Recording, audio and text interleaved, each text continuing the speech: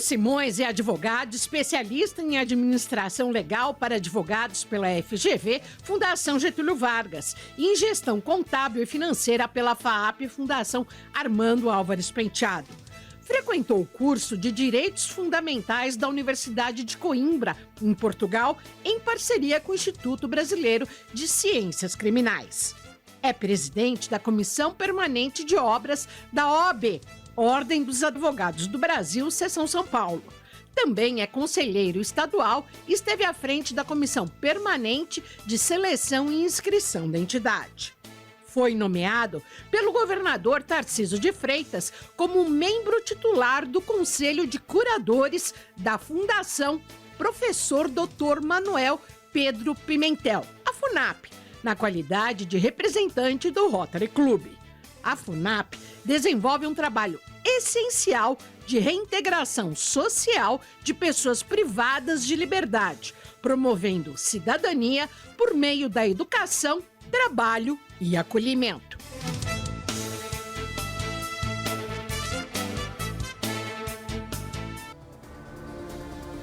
Olá, tudo bem? Começa agora o Conexão Paulista, um programa que aproxima você das decisões políticas do Estado do nosso país, com informação de qualidade e interesse da população. O Conexão Paulista tem o prazer de receber o advogado Carlos Simões, novo conselheiro da FUNAP, a fundação vinculada à Secretaria da Administração Penitenciária do Estado de São Paulo, focada na reintegração social das pessoas privadas de liberdade. Doutor Carlos Simões, muito obrigada pela sua participação. Eu que agradeço. E é uma honra tê-lo aqui conosco. A honra é toda minha estar aqui com vocês nesse dia para esclarecer um pouco da minha trajetória e do que eu venho a fazer na FUNAP daqui a alguns dias. A reunião já está marcada, a primeira. Né? Ah, que bom. Então, e na edição de hoje, conto com a minha amiga jornalista Priscila Silvério. Obrigada pelo convite e pela parceria. Bem-vinda. Vamos lá, conta pra gente, doutor Carlos, o que é FUNAP? Na prática, para a população que não é envolvida com o tema, para ter conhecimento sobre isso. Claro, a FUNAP, ela decorre da LEP, que é a Legislação de Execuções Penais. Assim que surgiu a LEP, a FUNAP teve um papel mais profundo dentro das penitenciárias. A FUNAP tem o papel de ressocializar e reintegrar o preso à sociedade. Falamos muito de penalização, de aumento de pena, de reincidência do preso, mas a gente não pode esquecer que não é só privar ele de liberdade, é devolver ele para a sociedade de uma forma reintegrada, de uma forma cível.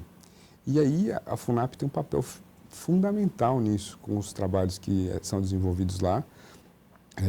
Acompanhei durante a trajetória como advogado muitos pedidos, porque é difícil, o Estado de São Paulo é gigante, os números dos presos são cada vez maiores. A população pede também, né? Não vou nem entrar nesse tema, que as penas sejam maiores, enfim, mas a gente não pode deixar de fechar os olhos para a FUNAP, que faz esse papel de devolver o preso de uma forma mais sociável, e com terapia, com leitura de livro, com trabalho que ele tenha a diminuição da pena que ele cometeu. Acho que todo mundo tem direito a uma segunda chance. A FUNAP tem esse papel fundamental de trabalhar junto à Secretaria de Administração Penitenciária de São Paulo e fazer com que as pessoas voltem após esse trauma que é a prisão ou após pagar isso, que ela volte ressocializada. Às vezes com um emprego, às vezes sabendo ler e escrever, porque tem um processo de leitura, de identificar o preso que é analfabeto, que série que ele está, ele pode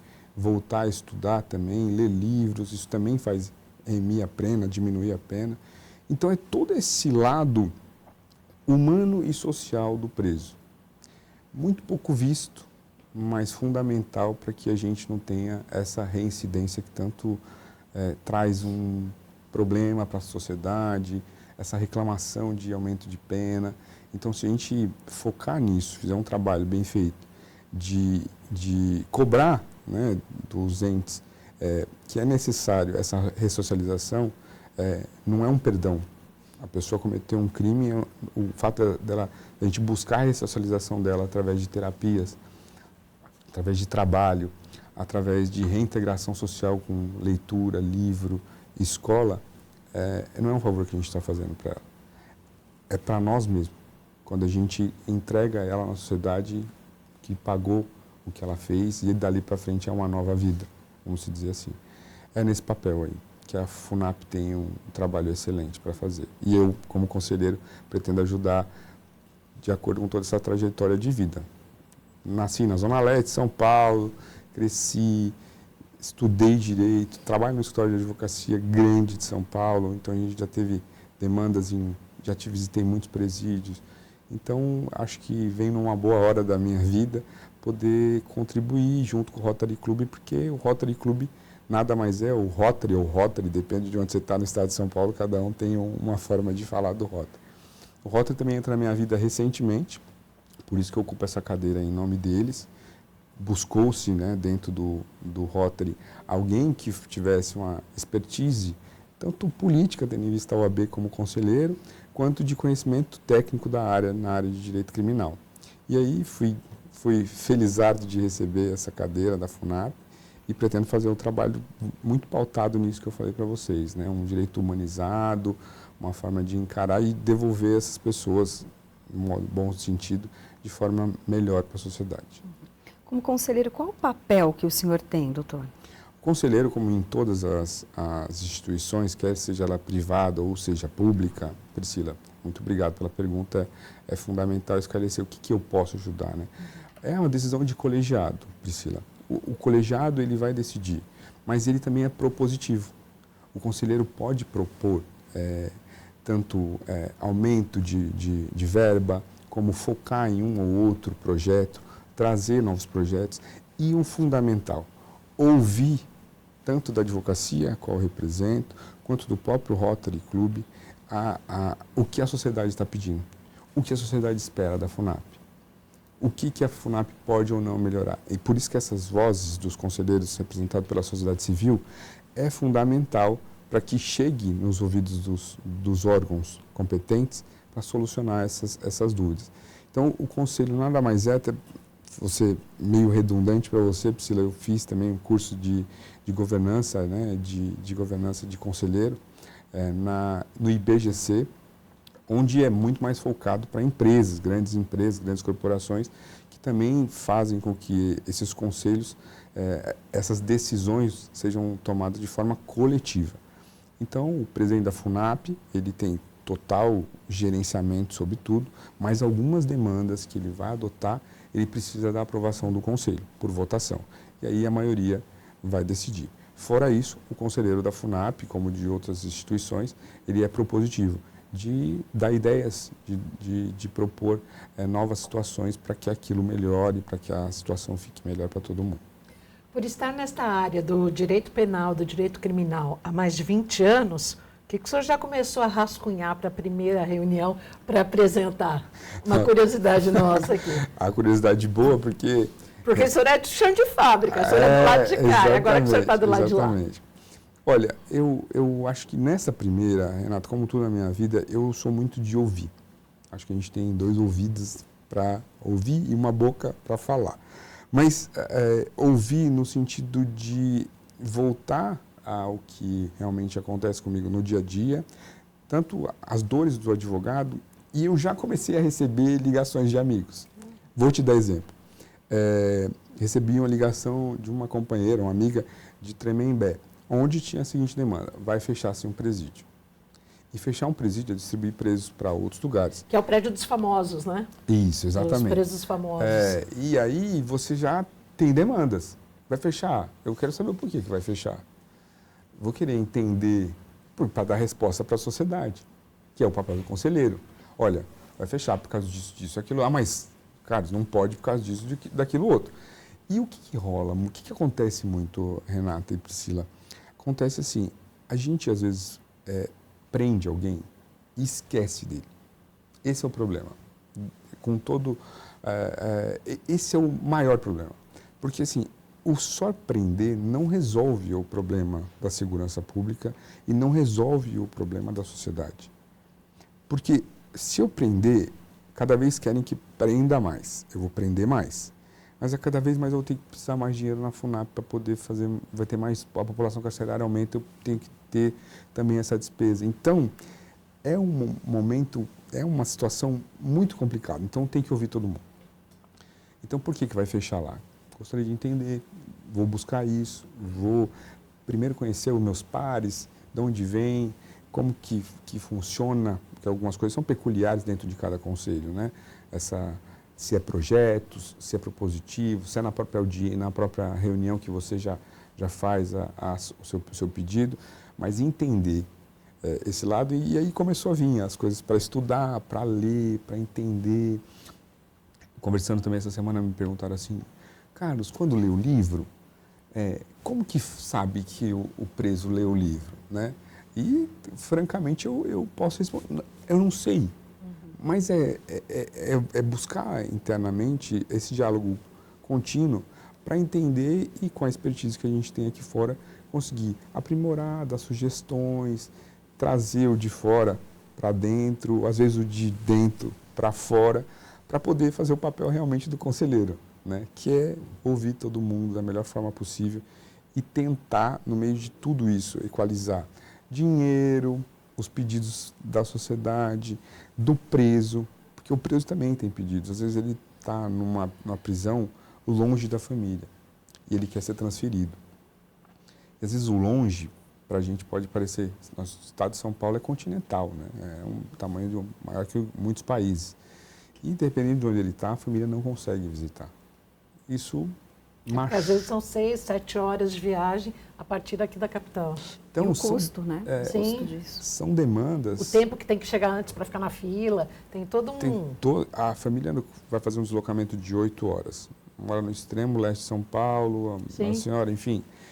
Até chegar lá, ela vai ter que dormir lá para voltar. Mais uma despesa. São as pensões.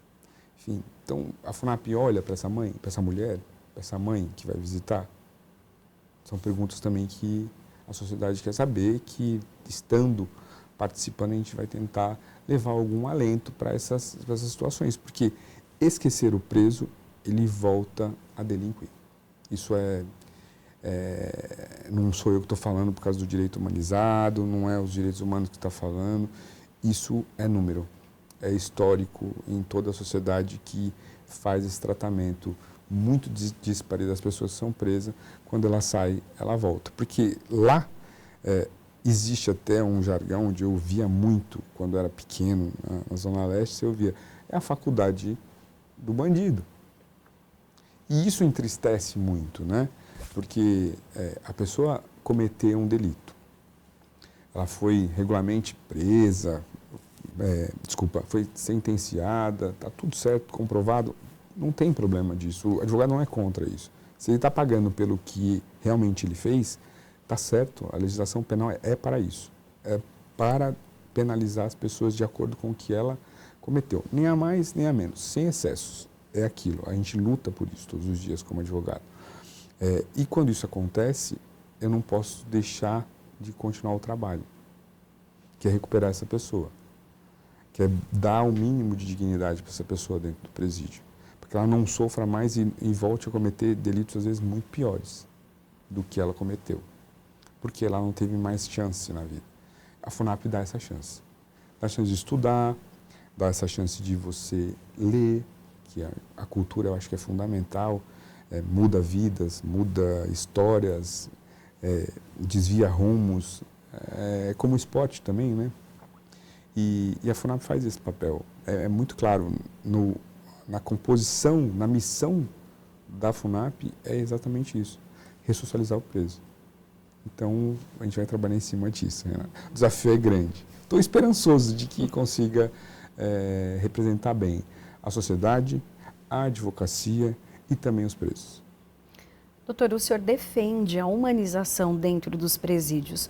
Como é trabalhar essa questão, levando em consideração que as pessoas que estão lá dentro cometeram crimes, alguns, inclusive, crimes hediondos.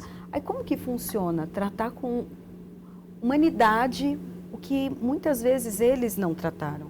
Como que entra essa questão? Essa questão, Priscila, é uma pergunta assim, de muita profundidade. de nós entendermos e termos empatia pelo outro. Dentro dos crimes cometidos, e tem os bárbaros e os hediondos, que aí as pessoas às vezes ficam em celas totalmente fechadas, separadas, enfim, nós temos vários outros crimes. O que acontece quando a gente humaniza? É a gente tentar separar. A legislação de execução penal, ela tem isso escrito, só que a gente não consegue. Não consigo ter uma penitenciária linda, bonitinha, onde só tem gente que cometeu o roubo, e só está ensino médio, ou só quem fez faculdade, todo mundo num lote separado, está todo mundo junto. Então, eu poderia tirar um pouquinho da humanização se nós tivéssemos uma estrutura ideal e que está escrita na LEP, mas nós não conseguimos cumprir porque o sistema carcerário é gigante, humanamente quase impossível hoje a gente querer ter que ter, igual tem postos de saúde, né, espalhados, que é um outro problema, inclusive. Quando você vai instalar o presídio em determinado lugar, a população não quer. Sim. A população rejeita. Aí já começa um estigma, né? Então a pessoa já foi penalizada, ela está lá, ela já, às vezes, está longe da família, ela está sozinha, ela quer o quê? Ela quer alguém que estenda a mão para ela. Não é um alguém. Pode ser a FUNAP, pode ser a paróquia que faz um trabalho com os presos. Ela precisa ter alguma coisa. E é esse lado humanizado. É o gesto mais simples. Não é aquele gesto de, eu vou perdoar o que ele fez. Passa a mão, que não cabe a mim perdoar ou não. Cabe a mim saber que a pessoa, como ser humano, como representante da sociedade civil, se ele cometeu um crime, quer qual seja, e ele quer ser reestabelecido e voltar à sociedade de forma mais íntegra, de cabeça erguida, que as empresas abram um pouco a porta para eles. Mas desde que ele tenha feito durante o período que estava em cárcere privado, ele faça o trabalho dele, qual que é? Estudar, ajudar a fazer as mesas para as escolas. Sabe que tem um custo de redução na confecção das mesas feitas pelos presos de 60%. Eu agora, como ser humano, pessoa civil, acho que isso é pouco divulgado. Então, a gente pensa no trabalho do preso, ele reduz 60% o custo do Estado quando está fazendo uma cadeira onde estão sentados os estudantes da escola estadual. É importante, é um número relativamente considerável. E você deu trabalho. Eu acho que tem algumas coisas na vida que são simples, e aí é a humanização. Porque a nossa Constituição ela é humana. O primeiro capítulo ela fala dos direitos humanos, dos direitos fundamentais. E aí, quando você tem trabalho, você tem educação, né? Você tem alimentação, você já tem um tripé para você melhorar. Óbvio, se existem pessoas que não querem, estão desiludidas, às vezes têm problemas psicológicos, mentais, enfim. Mas a gente não pode generalizar, Priscila. Eu fico com muito medo e defendo com coração muito tranquilo a questão da humanização dos presos, por causa disso. Se a gente generaliza, a gente perde o direito de dar o direito a alguém, sendo redundante, de ser recuperado. Porque eu acabei dando um tiro espalhado e não tentei focar em ninguém. Esse é o nosso assunto hoje aqui no Conexão Paulista. Nós estamos falando sobre a FUNAP. Temos a honra de receber aqui o conselheiro, mais novo conselheiro da FUNAP, Dr. Carlos Simões. Daqui a pouco a gente volta, intervalo rapidinho.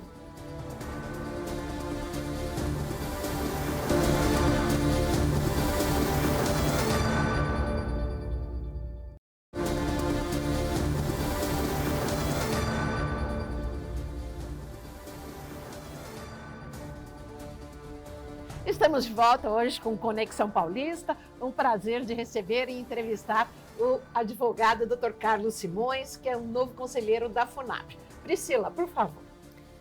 Doutor, eu queria que o senhor falasse um pouco até dos cases de sucesso que a gente tem nessa humanização dentro dos presídios. Terminamos o bloco anterior, o senhor falando dessa importância de tratar a pessoa como pessoa, independente daquilo que ela fez, até para que ela seja ressocializada e volte, então, realmente para a sociedade como uma pessoa diferente. Quais os resultados, então, desse trabalho? Muito obrigado, Priscila, pela pergunta. Isso é importante, porque às vezes fica uma questão só na teoria, né? Não temos nada na prática. E aí eu vou te falar dois fatos, vou te narrar aqui dois fatos que eu considero importantes durante a minha carreira. Um é realmente do sistema penitenciário, onde ele interferiu, e outro é pessoal nosso do escritório. O escritório tem uma advocacia pro bono, a gente já deu o nome de Ale Zafir, que é uma advogada brilhante, que infelizmente faleceu por ela, né, esclerose lateral amiotrófica, e ela tinha um papel fundamental. E para mim, quando você fala em direito humanizado, me vem ela na minha frente na hora. E a Ale Zafir era de fazer mutirão. Ia no presídio, pega os processos, as pastas com autorização, parceria público-privada, lia os processos e começava a trabalhar em cima dele. Cometia um erro. Qual o erro dela? Se envolvia demais, às vezes, com alguns casos. E um desses casos, eu já era estagiário e estava do lado dela assessorando. E aí ela acompanhou, a gente conseguiu diminuir a pena da pessoa, ele saiu, e aí ela falou, você precisa trabalhar, cara, a gente precisa comprovar para o juiz que você está trabalhando, você precisa... Não consigo, doutora, minha carteira não dá, a pessoa fez consulta, eu sou ex-presidiário, isso é um estigma, enfim. Doutora, eu quero que a senhora me dê um salário mínimo que eu, até eu arrumar emprego, eu te devolvo. Eu olhei para a cara dela e falei, você não vai fazer isso, você vai tirar do seu bolso. Priscila, ela fez.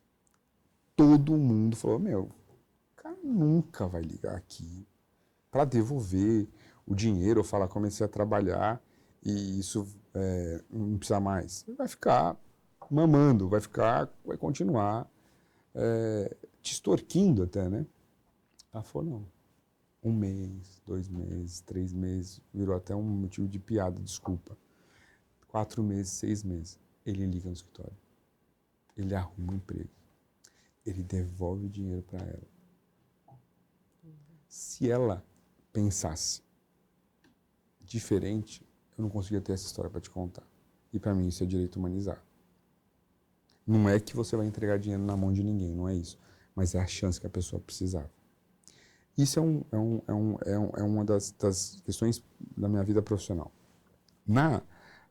Durante alguns mutirões e durante outros trabalhos feitos, ao qual eu trabalhei, ajudei, arrecadei, com as mulheres. De não ter mods nos presídios. Absorvente. E aí a gente fez um grande mutirão, né, advocacia, sociedade civil, enfim, para poder entregar isso. E aí você tinha alguns relatos assim absurdos, né, de a mulher utilizar miolo de pão para poder estancar o sangramento, enfim. É um trabalho da FUNAP arrecadar, distribuir esse tipo de situação, né? E muitas mulheres voltam e falam, ainda bem, eu tive um pouco mais de dignidade. Ela olha para o espelho de forma diferente. Isso também é humanizado. Isso também é humanizar o preso. É o básico. Ninguém está pedindo para ele comer camarão. Ninguém está falando que vai humanizar ele, deixando ele ir para a praia. Não é isso. É dar o mínimo de assistência possível para que ele possa, ao menos, ter uma vida digna. Ponto. Está pagando a sua pena, está preso, está trabalhando. Se ele conseguir se ressocializar, que bom, ele não vai voltar a cometer o crime, eu vou ter mais segurança na rua. É que a gente sempre investimento mesmo público, às vezes eu tenho essa crítica a fazer, é sempre o contrário. Você tem pouco investimento na educação, aí você tem muito investimento na segurança pública, que precisa mesmo, mas aí você fica um pouco negligente na penitenciária, você fica um pouco negligente, né? E aí fica um ciclo que você não consegue sair dele. Então, assim, quando a gente fala humanizar, não é só ser uma coisa teórica. Não, as relações humanas requerem um olhar. E se alguém está ali te estendendo a mão, óbvio que vai ter gente que não vai querer. Mas não é isso. Vai ter gente que quer dar a mão e o Estado não consegue atingir essa pessoa. Então, assim, se nós conseguirmos cada vez mais proporcionar isso para as pessoas, a tendência, e aí, historicamente, é que outras pessoas, e vira um ciclo virtuoso, dela voltar para a sociedade íntegra e recuperada. Agora, doutor, o que é? O senhor falou, aí a questão do estigma do presidiário, quando vai para a rua, não conseguiu um emprego. O que é o atestado de antecedentes criminais? O que aparece? Conta isso pra gente. Conto.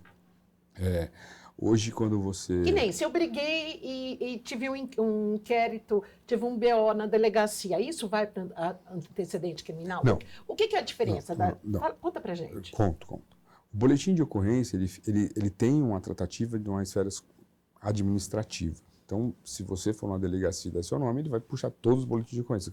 Da batida do carro que você sofreu até uma agressão que você sofreu ou você cometeu. Isso é uma coisa.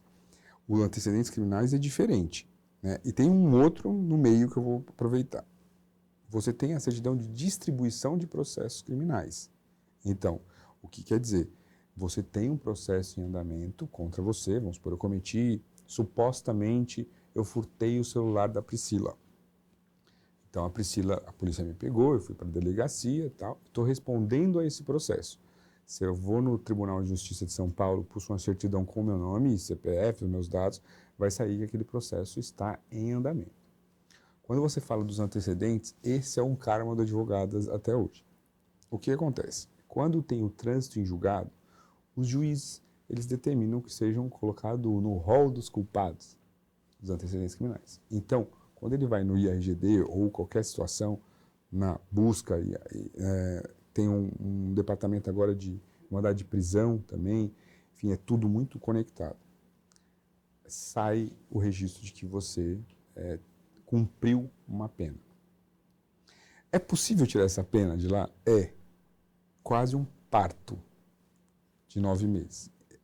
Vai ofício não sei para onde, porque passado um tempo, a legislação te dá o direito de poder tirar aquilo, mas você não consegue. Desde que você cumpra a pena, entre aspas. Isso, desde que você cumpra a pena. É muito difícil de conseguir tirar desse registro, muito difícil mesmo. Petições, mais petições se pede no mundo administrativo, porque já saiu da esfera do juiz e já está no computador, enfim. E aí fica o estigma, porque todo empregador faz essa pesquisa que é pública, né? Uma pesquisa pública que ele faz com os dados da pessoa que está reivindicando. E aí consta lá. A gente até entende algumas situações, né? Vai trabalhar com dinheiro, aí tem lá roubo. Mas se ele vai ser telemarketing em casa, ele tem acesso a dinheiro nenhum. Por que não dá uma oportunidade para ele? Acho que a gente tinha que fazer um pouco esses exercícios, não só estigmatizar. Então, é nessas dificuldades que eles ficam. E outra coisa, voltar para a sociedade mesmo, assim, mesmo que a pessoa trabalhou, até os grandes empresários, quando são presos, não querem dar entrevista, não querem falar sobre aquilo. É uma dor, naturalmente, da pessoa, né? O sistema carcerário, ele deixa sequelas na pessoa mesmo, não só no papel físico a qual você me perguntou. Na vida da pessoa mesmo, né? Aquele convívio, ser privado da liberdade, é algo muito forte para nós, né? Para todo mundo. E todo mundo, infelizmente, olha com outros olhos mesmo, né? Não vai fazer essa divisão.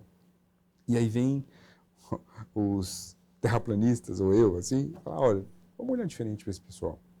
Porque eu acredito que se nós não olharmos diferente para eles, nós vamos ter cada vez mais reincidente, cada vez mais gente voltando a delinquir, cada vez mais prisões, e eu queria mais escolas, mais segurança, mais vida em comum.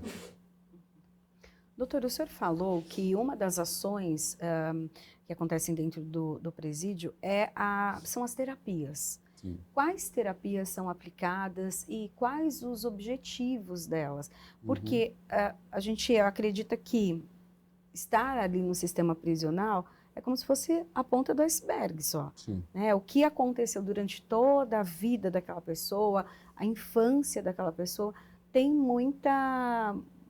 traz esse resultado. É assim que funciona lá dentro? É pensando assim? Priscila, uma coisa é o que está na legislação. Outra coisa é o que nós, como sociedade, com o poder judiciário e poder público, consegue entregar. Existem presídios que não tem nada disso, que não existe isso. Tem presídio que consegue dar um banho de sol, tendo em vista a peculiaridade das pessoas que estão lá dentro. Mas a legislação fala, sim, de terapia, de assistência social ao preso, de saúde ao preso, preventiva. porque lá é um lugar onde está todo mundo fechado. Vê aí na época da pandemia, todo mundo teve um olhar humanizado aos presos, porque se um pega ali, né, muitos presídios teve, né, mas teve tratamento, enfim, conseguiu-se fazer um trabalho em cima disso. Mas a questão da terapia, ela é desde passar com o psicólogo, que existe, tá, até passar com a assistente social, que não deixa de ser uma terapia humana, vamos dizer assim, né, de deixar ele, olha, o que você precisa, minha família está longe, eu queria eu queria ser transferido para outro presídio, tá? Mas existem também alguns trabalhos da FUNAP, que é a leitura coletiva, que é o meu clube do livro, né? Você lê um livro, eu leio outro, né? E mesas de debate. A própria escola, eu entendo, aí a FUNAP também entende como uma terapia, porque ele sai, vai para a sala de aula, tem a atividade, as aulas, né? Inclusive, nós mesmos advogados, às vezes somos convidados para dar palestras dentro do presídio. Uma curiosidade nessa questão das aulas. O preso sai da penitenciária e vai a uma escola da cidade? Não. Ou o professor que vai? Não, o professor vai até lá. É sempre um espaço reservado para esse tipo de atividade com os presos. Participa quem quer. Participa quem quer. Tem isso também, né? Participa quem quer. E aí tem um grande desafio também público, Priscila, de fazer com que eles participem, né? Porque eles já estão naquele estigma, já se sentem marginalizados e não querem também. Então, às vezes você estende a mão, tem os dois lados da moeda, né? Tem, às vezes a gente não consegue estender a mão e tem, às vezes a gente estende a mão e a pessoa não quer. E aí frustra, mas a gente não pode deixar de tentar também, né? Acho que é isso. E essas terapias são fundamentais no presídio. Assim, desde do banho de sol, que às vezes algumas pessoas falam, não tem direito. Meu pai é uma pessoa muito dura, né? Que bandido não tem direito a banho de sol. Mas, gente, é saúde. É humano também. É humanizado isso. Você não tomar um sol, né? Você não... Aí nós mesmos que estamos aqui, às vezes, falam, não vi a luz do sol hoje, você fica cansado, estafado. Imagina você... Quem vive trancado por opção, né? Do lado de cá. Do lado de cá, E já é duro, imagina... Isso um dia, 2 dias que nós fazemos isso, 3, às vezes, dependendo da pessoa, até um workaholic que faz um pouco mais, mas ele vai ter um momento de descanso e a sua liberdade. E o cara, 1 ano, 2, 3 anos sem isso. Né? Renato, até ainda sobre essa questão, eu já entrevistei algumas pessoas que falaram que um grande número de detentos tem ali questões emocionais ou psíquicas até, né? Então, esquizofrenia, por exemplo, que daí só conseguem um diagnóstico lá dentro. Sim. Inclusive. Além desse diagnóstico, acompanhamento com a medicação, com os psiquiatras, eu também já ouvi falar de algumas ações, por exemplo, coachings, que vão lá e fazem algumas atividades com eles e que têm resultados positivos. Isso acontece? Há essa parceria público-privado? Dá para fazer essa junção e levar o que é bom lá para dentro? O sistema permite? Não, o sistema permite. O sistema permite, é tanto que a gente consegue falar dessas situações. Mas dentro do número de presos que nós temos hoje, é uma parcela muito pequena. Que consegue ser atendido. Que consegue ser atendido dessa forma. Né? Se você pede até passar com o médico, você está falando como advogado, preso, doente, às vezes de idade, você faz o requerimento dias, semanas. Pro médico, às vezes você proporciona o médico do próprio preso ir até lá, tem toda uma burocracia interna de registrar o médico, de autorizar o médico, enfim.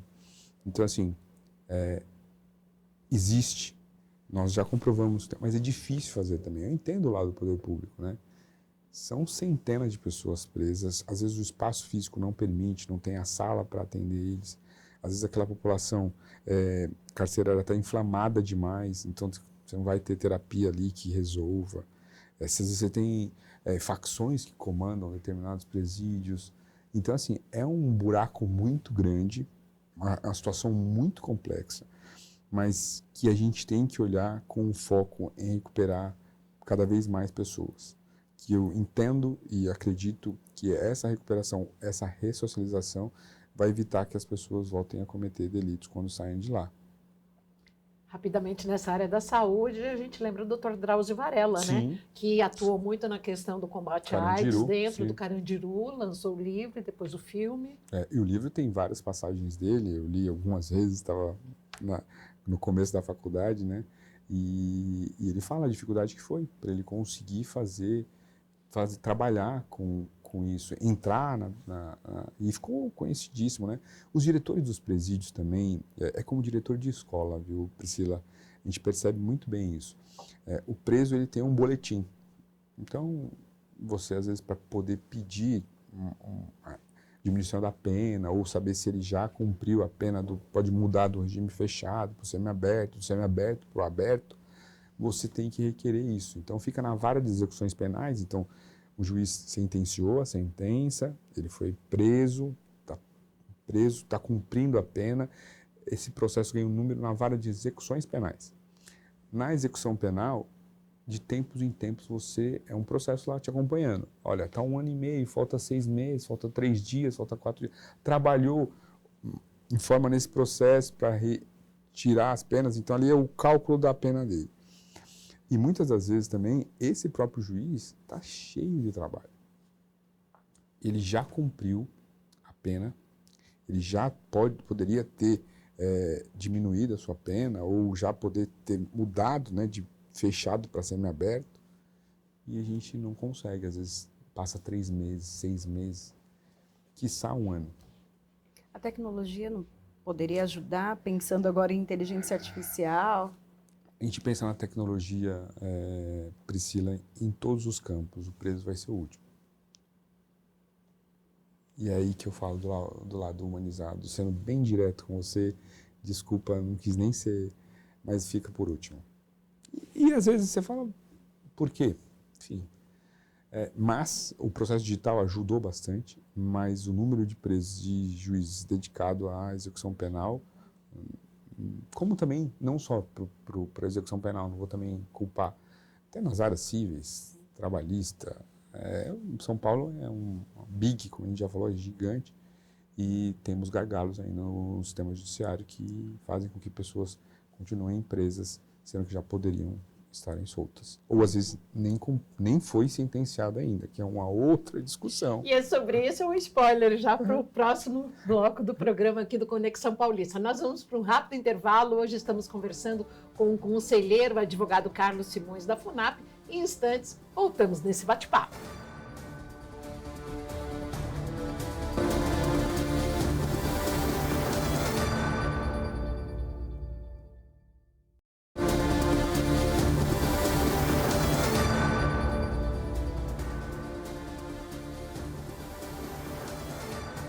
Conexão Paulista está de volta hoje com a presença do Dr. Carlos Simões, conselheiro da FUNAP, Priscila Silvério também ao meu lado.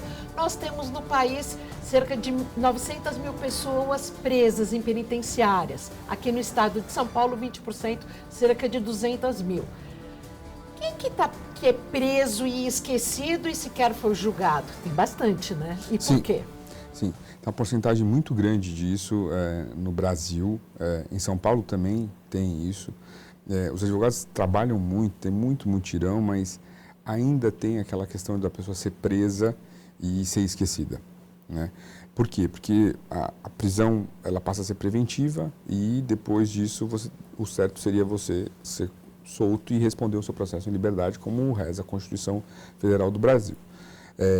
Muitas das vezes o crime tinha alguma peculiaridade, o juiz entende que a pessoa não tem residência fixa, ocupação, enfim, essa preventiva se torna uma pena anterior à própria pena, porque o certo é você cumprir a pena apenas após a sentença transitada e julgada, né? Isso tem muito ainda. Alguns mutirões são feitos e não me recordo qual dos mutirões foram feitos e não encontramos situações de pessoas presas há mais de anos do que ela, ou cumpriu mais anos do que... E muitas vezes inocentes, né? No próprio livro da Alê Zafir, que é de Descasos, tem o Descasos 1 e os Descasos 2. Em ambos tem situações muito parecidas. Uma de não ter sentença ainda e estar preso por um crime pequeno, e a pessoa tinha residência fixa e tudo, e ficou esquecida no sistema carcerário. E outro era de que ela já cumpriu a pena há mais de um ano, já tinha terminado a pena há mais de um ano, e ela continuava encarcerada após. Isso não é, difícil de acontecer no Brasil, tendo em vista os números, né? A população carcerária do estado de São Paulo é enorme, 20% de todo o território nacional. São 142 presídios espalhados por um território colossal de grande. A SAP tem um trabalho herculano para ser feito, divisão de lugares, de crimes. A LEP é muito específica em determinados momentos de fazer essa classificação, né, de colocar periculosidade, enfim. E é um trabalho difícil, né? Não tem como dizer que não é difícil. Mas aí, prisão, ela é multidisciplinar. Eu entendo desta forma. Por quê? O juiz sentenciou, esqueceu, vai ter execução. Aí você tem a parceria do público, você tem o privado para oferecer trabalho, não é todo mundo que vai conseguir, também não é todos os presos, todo mundo levantar a mão, a gente não vai conseguir atender. Porque você não tem espaço físico dentro das cadeias, dos presídios, às vezes você não tem, eu dei o exemplo das carteiras e material escolar, que é o mais palpável, mas são poucas as iniciativas, até no próprio site da FUNAP. Você tem lá um ou outro brinde, lembro de um passado não tão distante que era aquela costura de bola, que hoje a bola nem é mais costurada, não sei se vocês lembram disso, vocês são jovens, né? As bolas hoje são alta costura, mas antigamente era costurada pelos presos. Então você tem poucas atividades ofertadas aos presos. Aí vem o Rotary Club, aí vem a própria OAB, aí vem a parceria público-privada, a FUNAP, no meio de tudo isso, de fazer essa ligação com tanto de criar espaços dentro do presídio, como de criar trabalho, novas situações. Não só a mesa, sei lá, uma questão até de tecnologia, qualquer coisa que seja um pouco mais manual, que seja propício a ser feito no presídio. A gente sabe que tem até, inclusive, a carga tributária desses equipamentos zero, se não me falha a memória, de qualquer coisa que você propicia para o preso para ele fazer, a carga tributária fica zerada, que é um incentivo. E mesmo assim a gente não rompe a barreira do preconceito. A gente não consegue, mesmo você tendo um custo inferior para fabricar aquilo, mas foi feito para o preso. Ninguém fala isso, mas você sente, porque se você tem um zero de imposto na produção daquilo, se é feito por preso, e você não tem uma procura disso, a gente está errando em algum momento. Ou na divulgação, ou a gente continua com um certo preconceito com relação a isso, ou algo está errado e a gente precisa identificar para acertar, que não é um desses fatores que eu acabei de falar, que você enxerga a olho nu, assim, vamos dizer assim. Doutor, o senhor comentou em um momento da nossa conversa sobre a questão da educação. Quando a gente olha, então, os presídios, é o problema já que aconteceu. Já falhamos lá atrás. Agora, como fazer isso? Como tornar ali a educação, desde a creche, né, como um atendimento realmente de qualidade e não um lugar em que as diferenças são tão grandes, tão gritantes, porque uma escola no extremo da periferia e uma escola mesmo pública, já numa área, né, mais próxima ao centro, é bem diferente, a qualidade é diferente, o atendimento é diferente. E daí a gente vê que a maioria dos casos de pessoas que acabam entrando no mundo do crime estão na periferia. Como que tinha que também fortalecer essa educação ali? Essa pergunta é fundamental porque ela também é multidisciplinar. Quando você vai na periferia do estado, você consegue identificar que hoje, vamos fazer um aplauso você tem muitas escolas, muitas creches. Isso é fato. Isso aumentou de forma muito grande. Elevou o número, porque antes você tinha escolas uma distante da outra. Hoje as escolas têm escola em tudo que é lugar, tem parceria público-privada para as creches. Mas você só deu a escola.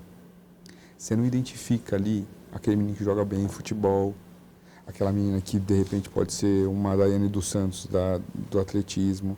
A gente não consegue ter essa terapia de tirar o foco só, que hoje é a escola, a carteira e a lousa. E aí, na periferia, a gente precisava um pouquinho mais. E aí, isso fica pro outro lado da cerca, né? Quem estuda em escolas particulares, você tem, você tem um atrativo para ir para a escola. A aula de geografia, a sala se transforma no globo terrestre. Ele tem que usar o papel vegetal lá para fazer o mapa. Quando tem, não tem livro, às vezes não tem livro didático. Então você entende que há uma disparidade muito grande. Então a gente tem que tentar, dentro dessa educação, ela ser um pouco mais atrativa. Acho que hoje a gente tem unidade suficiente, essa é uma leitura minha, viu, Priscila? Mas não temos técnicas suficientes para atrair o aluno para a escola. A gente tem alguns programas, inclusive, de renda, né? Esqueci o nome do programa, que o aluno que vai para a escola tem uma renda, enfim. Isso ajuda, mas a escola ser interessante, a escola ser atrativa para o aluno, é um pouco difícil. Na minha época, vou te dizer assim, já tinha um pessoal que não gostava, tinha uma evasão escolar muito grande. Já existia, porque era o lousa e cadeira. Então a gente vai ter que, em algum momento, também enfrentar isso. O programa que o senhor comentou foi o Pé de Meia, né? Pé de meia, exatamente. Pé de meia. Mas o senhor acha que a escola realmente é o que pode mudar a realidade dos presídios? Sim, eu acho que a educação pode mudar, porque você pode identificar ali até a estrutura familiar da pessoa e assim dando um amparo, ajudando, terapia, psicólogo, parte social, para esse aluno que você sabe que tem uma situação totalmente diferente do outro, diminui o fato dele ir para o crime. No Conexão Paulista, nós recebemos aqui, acho que há uns 2 meses, o Dr. Flávio Tartucci, que é o relator da reforma do novo Código Civil. Pergunta que eu faço ao senhor. O Código Penal completar quase 100 anos, o código em vigor atualmente. Não há uma necessidade de uma reforma, um novo Código Penal, para que a gente não escute frequentemente polícia prende, a justiça solta? Sim, inclusive o Flávio Tartucci foi meu companheiro de bancada na OAB no Conselho passado, agora ele está no Conselho Federal e está enfrentando um grande desafio aí no Código Civil, né? Que regula situações nada comparada à sua pergunta. E você vê que ele está enfrentando muitos desafios, mesmo falando com todos os entes, enfim. O Código Penal precisa de uma atualização e alteração? Precisa. O que estamos fazendo para maquiar um pouco isso? Leis esparsas. Então você tem a lei dos crimes cibernéticos, você tem a própria Maria da Penha, que não está no código, mas enfim. Então você vai enxertando conforme a sociedade vai pedindo. Mudar o Código Penal é necessário, porém é um esforço gigantesco. E aí a gente precisa sentar todos os entes públicos e falar, precisamos fazer isso. Precisa ter vontade política. Muita vontade política, vai mexer com muitos setores, é algo assim, difícil mas é necessário, se faz necessário. Porque o crime que era praticado no passado, ele mudou completamente. Hoje você vê no noticiário, vocês são jornalistas de ponta, vocês sabem. São cada vez as ferramentas eletrônicas no meio dos crimes, cada vez mais dribles a questões peculiares, né? Antes ele assaltava de um jeito, agora não tem mais. Mas e por que a justiça solta? Então, a justiça solta porque... O advogado é bom? Às vezes sim, às vezes também. Mas o que acontece muito é os princípios constitucionais. Os princípios constitucionais têm que se valer. E eu acho que sobressalta mais o lado de quem é solto do que quem fica preso. O número de quem fica preso é muito maior do que quem é solto. Mas quem é solto acaba tendo um destaque maior, essa é a minha impressão. Tá? E aí ganha repercussão.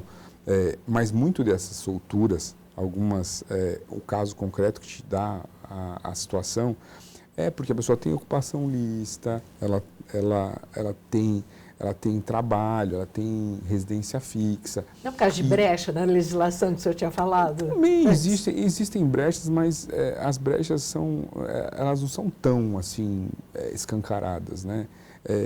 Só o devido processo legal mesmo, né? O processual, não o direito penal ali falando. Então, se a pessoa tem direito a responder em liberdade se cometeu algum crime e ser presa só após o trânsito julgado. Tem aí a discussão da apelação, né? Agora já sai preso, enfim, já endureceu também para diminuir essa sensação. Mas eu acho que muito mais, tem um pensamento diferente, não só porque seu criminal, tem muito mais gente presa, né, por questões até banais, do que essa soltura que às vezes deixa a população um pouco insegura, né? E até eu acho que o que deixa a população insegura são crimes pontuais, às vezes de um acidente de carro, onde aconteceu e ele vai responder em liberdade, mas outros crimes, a pessoa está presa e esquecida, como eu falei aqui durante o programa, né? Então temos que achar um equilíbrio para não ficar uma coisa ruim, porque também o crime ele só é válido quando acontece com alguém próximo da gente. Assim, eu sou penalista, eu quero todo mundo preso, todo mundo tem que ficar lá esquecido, não sei o quê. Quando o filho faz alguma coisa, quando a mãe faz alguma coisa, aí infelizmente a gente acaba ouvindo, pô, coitado, ele é diferente, não é assim. Então a gente também tem que ter esse lado autocrítico, de entender que alguma ou outra situação merece ou não, foi assistida por um advogado, por um juiz que entendeu que aquele processo, aquela situação, a pessoa poderia responder em liberdade. E outras vai ficar fechada, como a gente vê muitas vezes. Hoje tem muito mais prisão do que soltura. Doutor, e de que maneira, então, o sistema pode ajudar para que, quando essas pessoas saem, o senhor já comentou que há um estigma muito grande quando ela vai procurar um emprego, sobre o que ela fez no passado. De que maneira mudar essa situação? De que maneira trabalhar também com a sociedade para entender que existem erros, né, que foram cometidos e que a pessoa pode ter uma segunda chance para fazer uma nova história, né? Mudar Sim, aquilo que ela fez. Sim, eu acho que aí é o grande desafio, uma pergunta que eu não vou ter nenhuma resposta concreta para você, porque realmente é um trabalho de todo mundo se voltar para aquilo com outro olhar, né? Cometeu um crime, pagou a pena, a FUNAP ajudou no que podia dentro da sua... E agora a pessoa saiu. E quando ela sai, é a sociedade que volta. É aquele famoso ciclo, né? E aí a sociedade vai fazer as restrições dela de acordo com como que ela entende. Se também não tiver um papel no pós, né, alguma outra fundação ou algum outro órgão do governo que acompanhe essas pessoas depois, vai acontecer de novo de você ser novamente lá no farol a mesma pessoa que te assaltar de novo. Porque a FUNAP tentou inserir na sociedade, a sociedade falou, não é assim, não quero saber, fechou os olhos para aquilo, que é mais ou menos a sua pergunta, e a pessoa volta a delinquir de novo. Então, assim, temos que fazer um pacto entre todos os entes aí, inclusive a sociedade, para encarar isso de forma melhor, porque isso vai surtir efeito no nosso dia a dia na segurança. Se continuarmos ainda olhando desta forma, a gente vai continuar errando. O direito penal humanizado, ele é adotado com muito sucesso no exterior? Sim, alguns países aplicam o direito penal humanizado, algumas grandes países que são referência para nós aqui no Brasil, como a Alemanha, a Bélgica, França também tem muito forte isso, né? Que em determinado momento tem um olhar específico para o cidadão como ser humano, independente do que ele fez, para reinserir ele na sociedade de forma plena. E isso parece ser muito difícil, e existem pessoas que não vão conseguir atingir isso, óbvio, mas se entende e acreditamos que é o melhor caminho para a sociedade. E, doutor, a religião, ela pode ajudar nesse processo? Ela tem ajudado? Você tem dentro dos presídios você tem várias alas, né? Que a religião, nós estamos num estado laico, enfim, e ajuda sim, viu? Temos pastores que são muito assíduos dentro dos presídios, alguns padres também, enfim. E faz o tripé da nossa vida, né? Como a gente encara a vida, a parte espiritual também é um dos fundamentos aí para você ficar mais sereno, entender melhor, acreditar, ter fé, né? A fé, no geral, aí quando você fala em religião, é sempre positivo, porque é tirado a fé dessa pessoa que é presa, né? A credibilidade dela, enfim.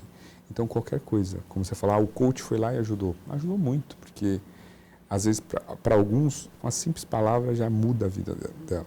Não é nem um processo terapêutico intenso. Às vezes é só um olhar mesmo. A esperança, inclusive a gente vê os batismos, né? Que às vezes os próprios religiosos acabam publicando, que acontece nas penitenciárias. É um lado muito, quem se dedica a isso e assim, a população fala de longe também, a sociedade, aqui uma crítica à sociedade. Muitos nunca foram num presídio, não sabem o cheiro que tem um presídio, não sabem como funciona o dia a dia no presídio, o quanto é tenso. Quantas portas se fecham atrás do advogado quando vai lá tentar pegar a assinatura de uma procuração? São muitas portas fechando, e elas continuam fechadas de forma imaginária aqui fora.